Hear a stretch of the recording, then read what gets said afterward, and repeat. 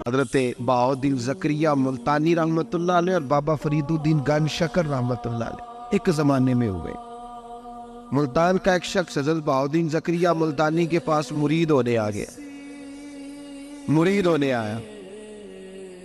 حضرت اس کو کونے میں لے گئے اور لے جا کے کہنے لگے تو ملتان کا رہنے والا ہے تو میں اپنے شہر والوں کے ساتھ دھوکہ نہیں کرتا۔ میرے پاس لوگ مرید ہونے آئے ہیں، یہ کوئی کہیں سے آیا ہے، کوئی کہیں سے آیا، تو میرے شہر کا ہے، میں کوئی پیر شیر نہیں، میں دکاندار ہوں، جیبیں ٹٹولتا ہوں لوگوں کی، میں دھوکہ دیتا ہوں، تجھے بچانا چاہتا ہوں، تو اس طرح کر کہیں اور چلا جا۔ اس نے کہا حضور مشورہ دے کہاں جاؤں؟ کہنے لگے پاک پتن میں چلا جا، فرید الدین بہت بڑا فقیر ہے۔ وہ شخص کہتا ہے گھوڑے پہ بیٹھا، میلوں کا سفر تھا، ملتان سے پاک پتن شریف پہنچا، بابا صاحب کی خدمت میں حضور مرید ہونا ہے۔ کہاں سے آئے ہو؟ کہا ملتان شریف سے۔ کہنے لگے وہاں فقر کا دریا بہ رہا تھا، تو نہر کے پاس آ گیا ہے، فقر کا دریا بہ رہا تھا، تو نہر کے پاس آ گیا ہے۔ اور رونے لگا، کہنے لگا بابا مجھے کیا پتا نہر کون سی ہے، دریا کون سا ہے، وہ تیرے پاس بھیجتا ہے تو اس کے پاس بھیجتا ہے۔ میرے بھائی پرانے لوگوں کو تو اپنے اندر کوتاہی نظر آتی تھی، سامنے والے کے اندر خوبی دکھائی دیتی۔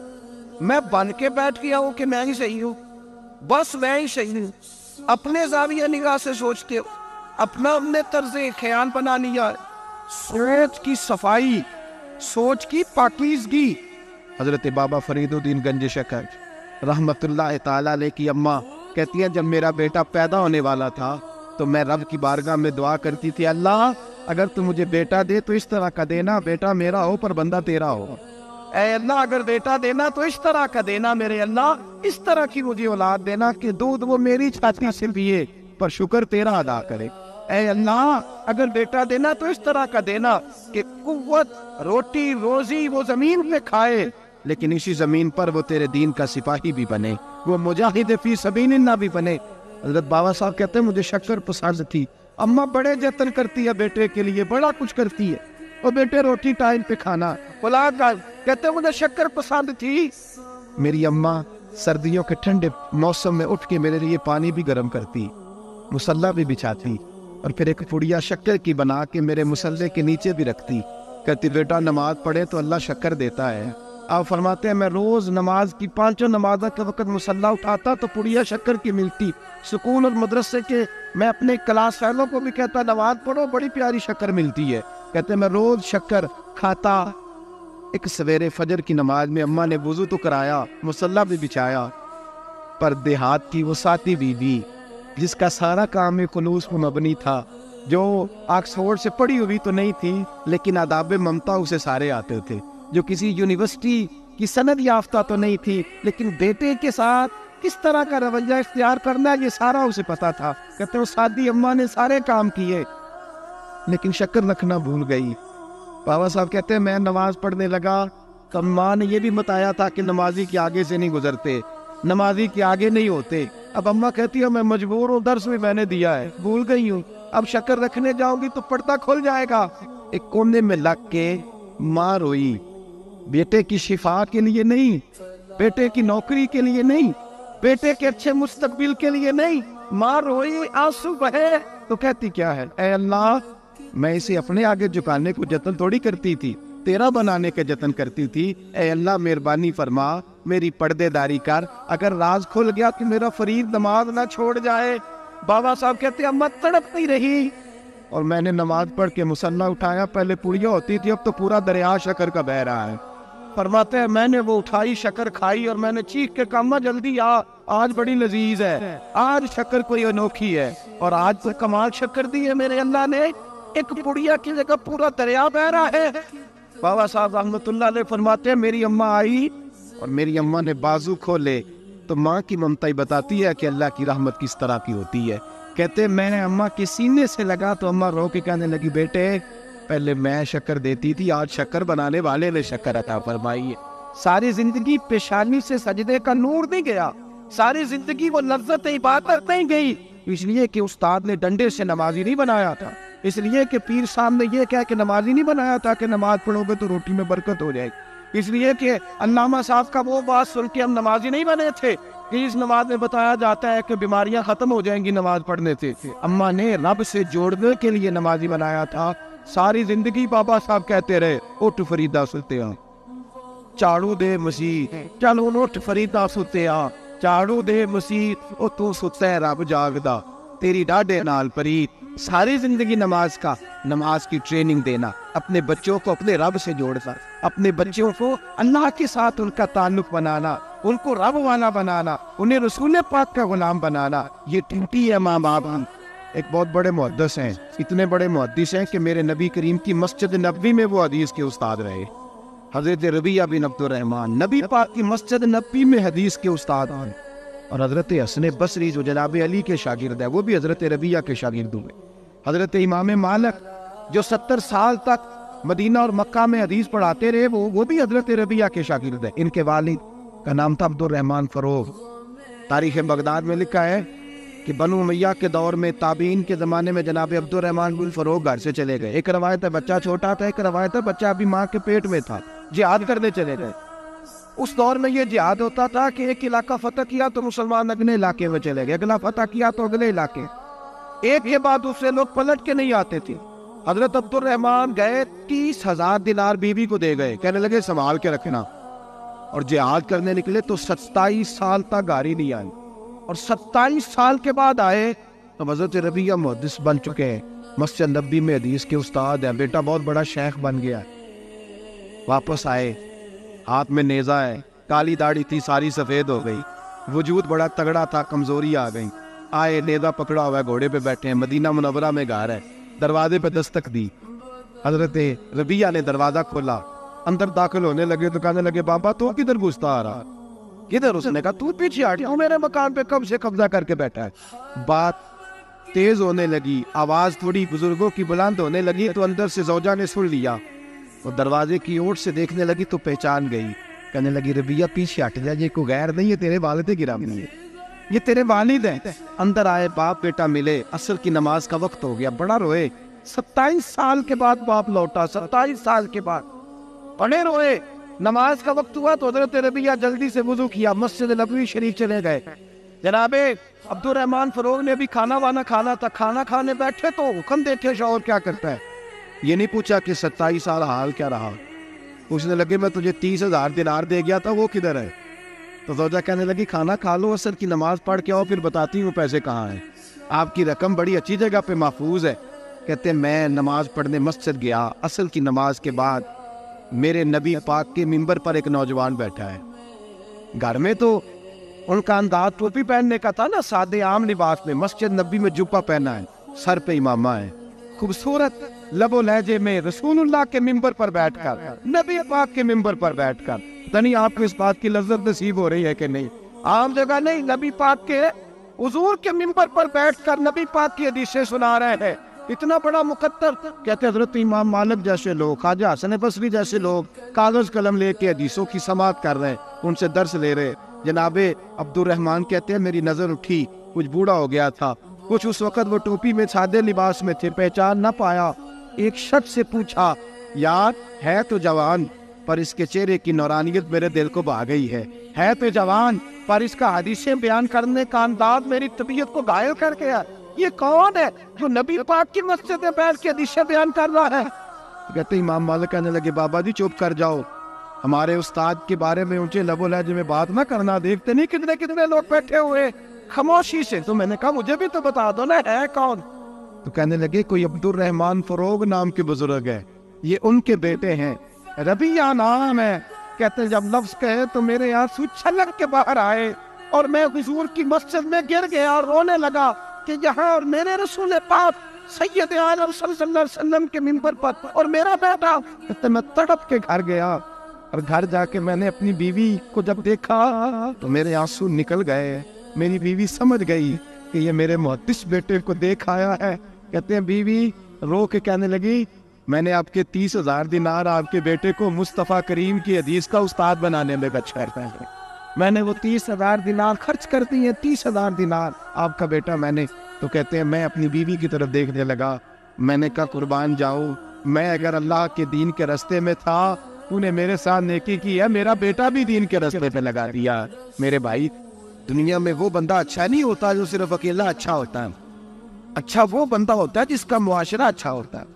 اچھا وہ بندہ ہوتا ہے جس کا خاندان اچھا ہوتا ہے، اچھا وہ بندہ ہوتا ہے جس کا حلقہ احباب اچھا ہوتا ہے۔ وہ اکیلا اچھا بن کے بیٹھ کر تو صرف میں صحیح ہوں اور کوئی بھی نہیں، تو کس طرح صحیح ہو گیا؟ تو اوپر سے گرا ہے، تو کس طرح ٹھیک؟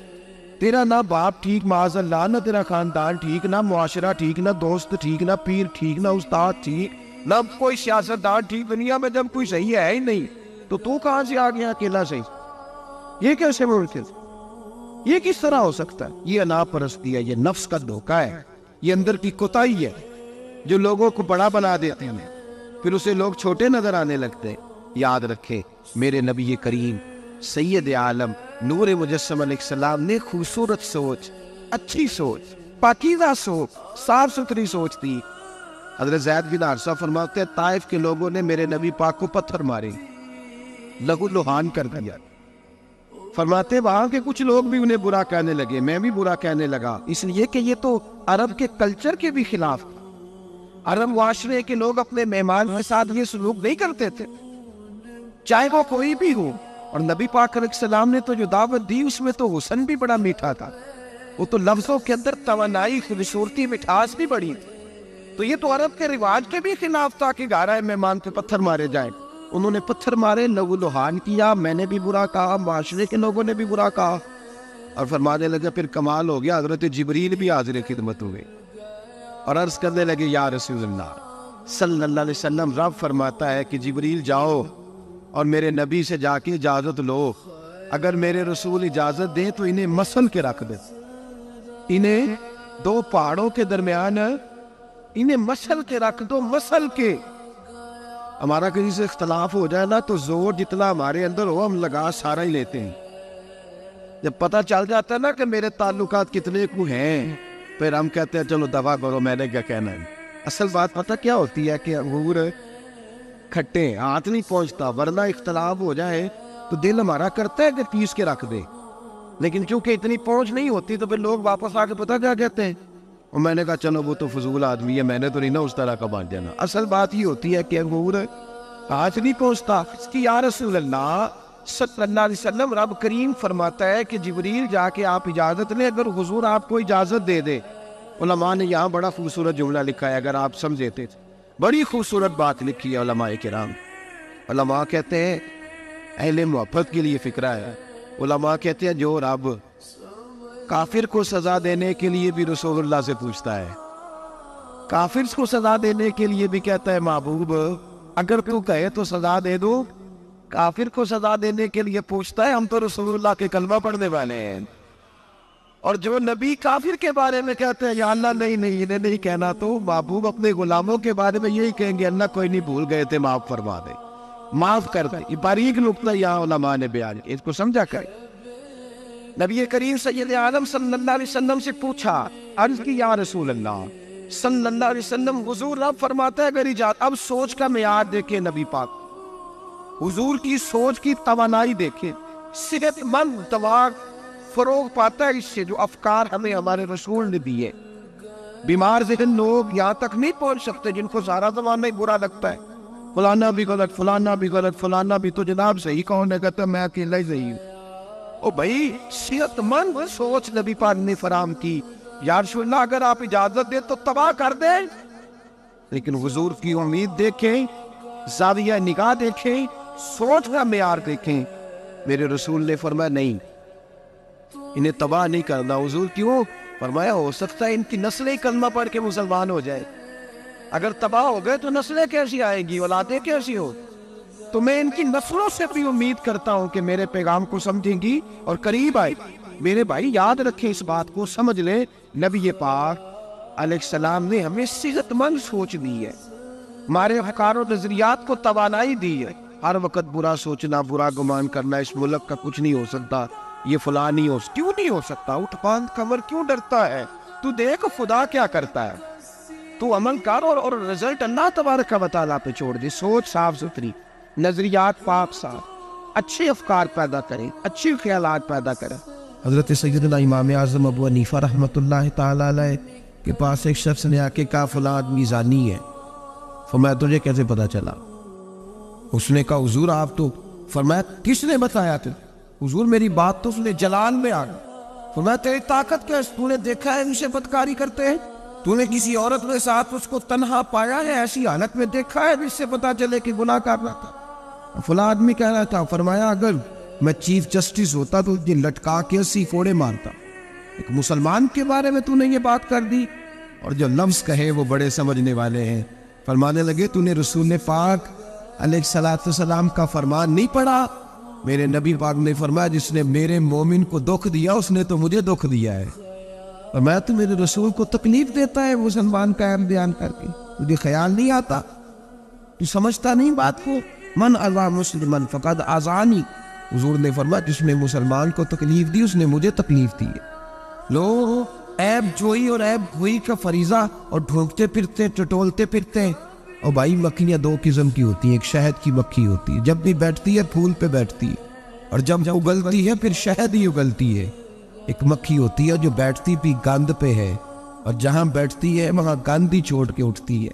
کردار ایسا اپنائے، اپنی سوچ کو تفکرات کو اس طرح کا بنائے کہ آپ کے ذہن اچھائی کو قبول کرے۔ آپ جب سامنے والے کو دیکھیں تو آپ کو اچھائیاں نظر آئیں، اچھائیاں، اور جب آپ بیان کریں تو پھر بھی آپ کی زبان سے اچھائیاں نکلیں، اچھائیاں نکلیں۔ ذہن سازی کریں، اپنے آپ کو سمجھائیں۔ کسی دانشور نے کہا، ایک شخص مجھے کہنے لگا لوگوں کے چہروں پہ گرد پڑ گئی ہے، فلاں کے چہرے پہ گرد تھی، فلاں کے چہرے پہ بھی گرد تھی، فلاں کے چہرے پہ بھی گرد تھی۔ اس نے مجھے کئی لوگ گنوائے تو میں ہنسنے لگا۔ کہنے لگا کیوں ہنستا ہے؟ کہتے میں نے اس کی اینک اتاری، ٹیشو پیپر کے ساتھ صاف کر دی۔ میں نے کہا بندوں کے چہرے ٹھیک ہے، تیری اینک پہ گرد پڑی ہوئی ہے، ادھر بھی تھوڑی توجہ کر لیتا تو اتنے لوگوں پہ الزام تو نہ لگاتا۔ حضرت میاں صاحب بول پڑے، کہنے لگے برا بندہ میں لپن ٹریا، جاگتے ملیا نہ کوئی۔ برا بندہ میں، میاں صاحب کی بات ہے، میری آپ کی نہیں، سانو تے 70-16 بجے دیہڑی دا۔ میاں صاحب کہتے ہیں میں برا بندہ میں لپن ٹریا تے جاگتے تھا ہی کوئی نہیں کہ ملا ہی نہیں۔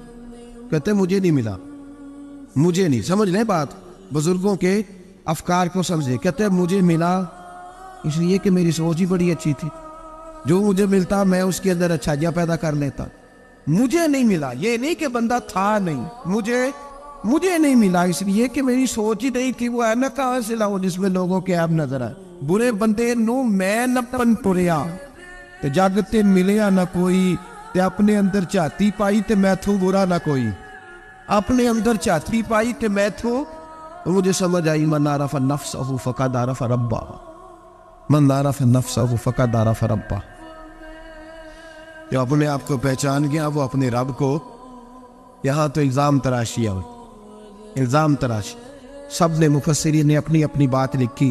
میرے استاد گرامی یہاں فرمایا کرتے تھے، بھائی اگر تو دنیا میں اپنے بیٹے کو دھوپ میں بیٹھا دیکھے تو تیرا دل پھٹ جاتا ہے، یہ دھوپ میں کیوں بیٹھا ہے؟ اس کو شرک سے بچا، شرک اکبر سے بھی بچا، اصغر سے بھی بچا، خفی اور جلی دونوں قسم کے شرک سے بچا۔ دنیا میں تیرا بیٹا دھوپ میں ہو تجھ سے برداشت نہیں ہوتا، بتا اگر تیرا بیٹا جہنم میں گیا تو تجھے کیسے برداشت ہوگا؟ آگ میں جلتا ہوگا تجھے۔ اسے اللہ سے جوڑ دے، اسے رسول اللہ صلی اللہ علیہ وسلم کا غلام بنا دے۔ میرے نبی کریم سید عالم صلی اللہ علیہ وسلم نے فرمایا جب تیرا بیٹا 7 سال کا ہو جائے تو اسے مسجد لے کے جا، 3 سال تک لے کے جا مسجد، 10 سال کا نماز نہ پڑھے تو سزا دے، 3 سال تک خود اپنے ہاتھوں سے ٹریننگ دے، اسے مسجد لے جا، آداب مسجد بتا، اسے نماز سکھا، تو خود لے کر کے جا، بھیجنے کا نہیں کہا۔ فرمایا جب بچہ 7 سال کا ہو جائے تو اسے مسجد، بڑی محنت کرتے ہیں ہم بیٹے کو بنگلہ دینے کے لیے، بینک بیلنس دینے کے لیے، دن رات ایک کر دیتے، خدا را سے نمازی پر بنانے کی بھی محنت کرو۔